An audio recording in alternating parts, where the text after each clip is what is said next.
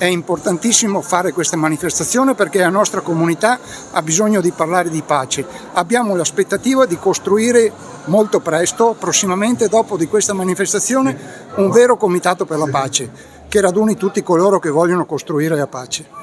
Quello che stiamo facendo oggi è un segnale, è un piccolo segnale che tutti dobbiamo dare, perché bisogna iniziare anche dalle piccole cose per seminare quella cultura della pace, del rispetto, perché veramente non possiamo accettare di vedere, di sentire, di ascoltare tutto quello che i media ci stanno proponendo in questo momento. Soprattutto quando le violenze vengono fatte ad anziani, ma soprattutto ai bambini che hanno tutto, ripeto tutto, il desiderio è una vita di fronte da vivere in santità.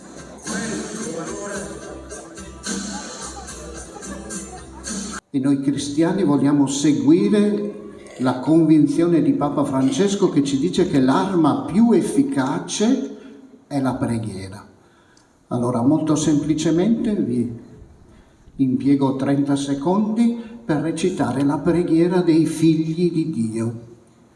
Chi vuole, chi può, nel silenzio del proprio cuore, si unisca a me. Padre nostro, che sei nei cieli.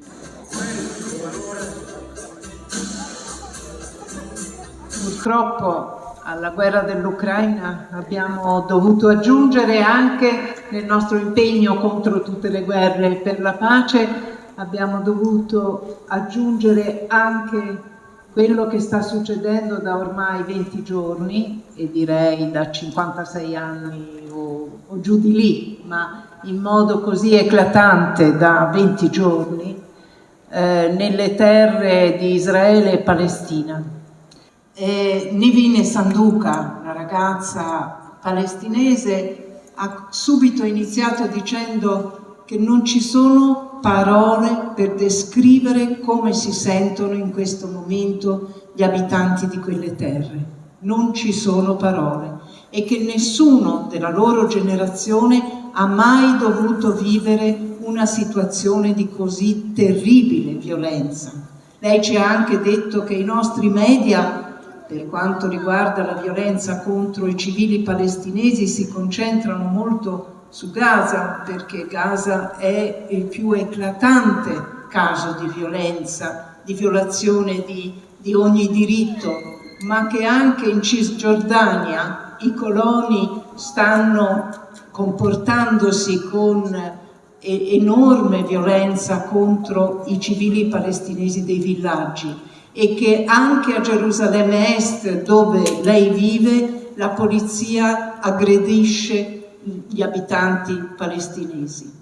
Lei poi ci ha detto però che pensa che questi 20 giorni sono un trauma fortissimo, più forte, più quasi inimmaginabile per ambedue le comunità, perché dice, per gli israeliani quello che è successo nei kibbutz al confine con Gaza, quello che è successo anche nelle altre zone di piccoli villaggi di cui noi abbiamo saputo, la violenza contro le persone, contro le famiglie, entrare nelle case, le razzie delle persone e poi il rapimento degli ostaggi, è una cosa che ha fatto ritornare in mente l'incubo dei genitori, dei nonni, dei bisnonni della Shoah in Europa. Ricordiamoci, la più grande violenza contro gli ebrei è avvenuta in Europa, non nel Medio Oriente, questo ricordiamocelo.